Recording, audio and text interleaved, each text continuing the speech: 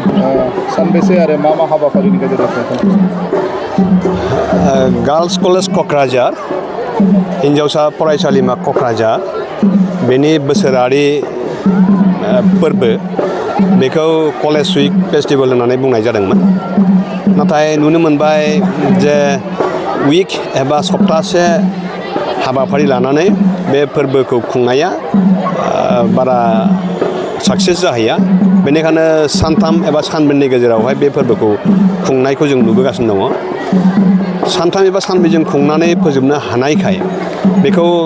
college उइक बुङाब्लानो माने festival नामावनो दोननायनि union बडिया डिसिसन लाबाय आरो बिथांमोनहा गावसिनि इउनियन बडियाव बे कलेज फेस्टिभेलखौ गाम्बारि फेस्टिभेल होननानै देग्लायनिफ्राय थांनाय 6 फेब्रुवारिनिफ्राय दिनै 8 फेब्रुवारि सानथामनि हाबाफारिजों बेखौ खुंनो लादों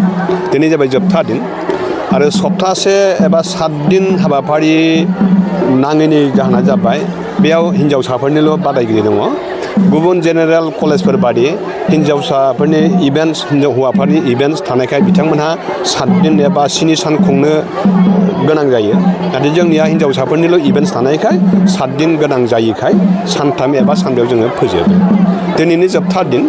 बे जोबथा दिनावहाय बे फरायसालिमायाव फरायनाय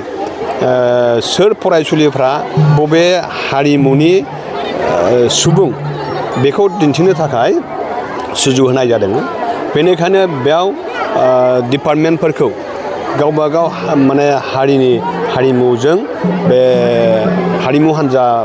बाहागो माबायाव दिन्थिनायावहाय बाहागो लानो बिथोन होनाय बादियै डिपार्टमेन्टनि गासैबो फोरोंगिरि बिथांमोनहा बेयाव बाहागो लादों फरायसुलिफोरा बाहागो लादों बेनिखायनो आङो जोंनि फोरोंगिरिफोर आरो फरायसुलिफोर आरो इउनियन बडिनि बिबानगिरिफ्रा बे हाबाफारियाव बाहागो लानायखौ नुनानै आङो खोब गोजोननाय मोन्दों बिथांमोननो गोजोननाय बावहरबाय मोजां मोननाय बावहरबाय आरो फरायसुलि साफ्रोमनोबो अननाय बावहरबाय बेयाव जों नुदों आं नुदों जे जोंनि फरायसुलिफ्रा मोजाङैनो बाहागो लादों जेसेबां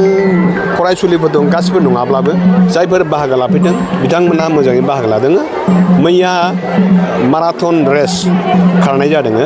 बे माराथन रेस खारनायावहाय गासै 32 फरायसुलिफ्रा बाहागो लादों बियो जोबोद मोजां खोथा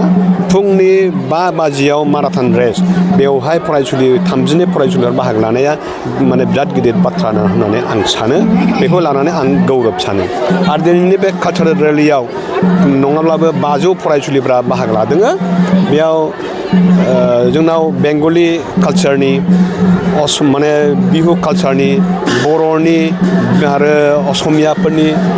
आरो मुस्लिमफोराबो गावसिनि कालचारनि ड्रेस गाननानै बेयाव बाहागो लादों आरो गुबुन गुबुन डिपार्टमेन्टफोर पलिटिकेल साइन्स इक'नमिक्स हिस्ट्रिफ्राबो गावसोरनि साबजेक्टजों गोरोबनाय भारतारि माने टीमनि सायाव एजेन्डा लानानै दिनैनि बे कालचारेल रेलियाव बाहागो लादों बेनिखायनो आं सान्दों आरो बेखौ फोरमायनो नागिरदों दिनैनि कालचारेल रेलिया जाफुंसारै जोबलांबाय साक्सेसफुलि बेयो जोबलांबाय बेनि थाखाय आङो बयनिखौबो माने थेंक इउ हरबाय आरो मेडिया बिथांमोनखौबो जाय मेडिया पार्सननि बिथांमोनहा जोंनि बे हाबाफारिखौ काभार खालामनो एबा दिन्थिनो माबानो फैदों खेबनो फैदों बिथांमोननिसिम आङो साबायखर बावहरबाय पुलिस बिफान जाय पुलिस बिफाना जोंनि बे हान्जा सरनायखौ सिकिउरिटि होबाय बिथांमोननोबो आङो साबायखर बावबाय जोबनायाव आङो बयनोबो साबायखर अननाय बोर बावहरनानै आंनि बे जोंनि रेलिनि सोमोन्दै सुंद' फोरमायनायखौ बेयावनो फोजोबबाय मा हाबाफारि लादों बेवहाय जोंहा गावबागाव डिपार्टमेन्टआव गावबागाव टपिकजों गावबागावनि टपिकजोंहाय गावबागाव जाय कालचार गावसिनि कालचार आरो गावसिनि मोनबेसे कालचार दङ बेबायदि देखायदों आरो गावबागाव टपिकजोंनो गावसोर मा टपिक लादों बिनि बारैनो गासिखौबो देखायदों बेयावहाय आरो बे गाम्बारि फेस्टिभेलखौ जोङो सानथामनि थाखाय लादों बे सानथामावहाय जोंहा सिगाङावहाय आउटडोर्स गेम जाखांबाय इनडोर्स गेम जाखांबाय आरो पोएम रिसाइटेसन बेबायदि लिटारेरि डिबेट एक्टिभिटिस जाखांबाय जोंहा साननैनि गेजेराव जानानै थांबाय बे आरो दिनै जोंहा लास्ट डेआवहाय कालचारेल रेलि दङ बेयावहाय जोंहा इउनिटिनि थाखाय आरोना बेवहाय गुबुन गुबुन हारिनि गुबुन गुबुन जातिनि स्टुडेन्टसफोर दङ जोंहा बेखौ देखायनायनि थाखायबो जों कालचारेल रेलिखौ लानाय जादों आरो जोंनि टेलेन्टखौबो देखायनाय जादों आरो बाहाय फरायसुलिफोरा माबायदि बाहागो लादों बेसेबां बाहागो फरायसुलिफोरा गोसो गुदुङै बाहागो लादों गावबागाव गोसो जानाय गावबागावनि टपिकजों लोगोसे गावबागाव